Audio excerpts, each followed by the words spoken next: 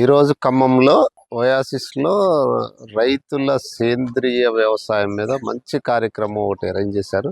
Arrange చేసిన వారికి, వచ్చిన రైతులకు అందరికీ ముఖ్యంగా ధన్యవాదాలు. ఈ ఎదురుగా వీడియో చేసిన సుమన్ టీవీ వారికి కూడా.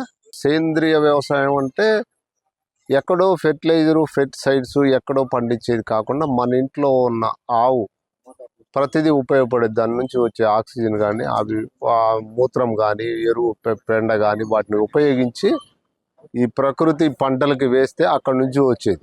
అంటే మనకి అవి ఎటువంటి హాని చేయవు. ఈ అవగాహన సదస్సులు ఇంకా పెంచాలి.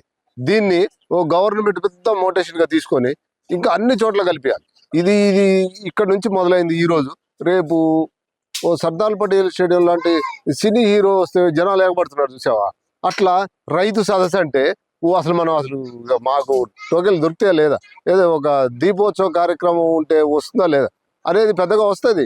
దీంట్లో మోటివేషన్ స్టార్ట్ అయిపోయింది ఆల్రెడీ. ఇక వీళ్ళకి భయం ఏంటంటే మన కోవిడ్ తర్వాత ఏర్పడుతుంది. ఇక మన ప్రాణాలు కాపాడుకోవడం తప్ప మన ఆస్తులు సంపాదించడం కాదని మ్యాక్సిమం అందరికీ అర్థమైంది.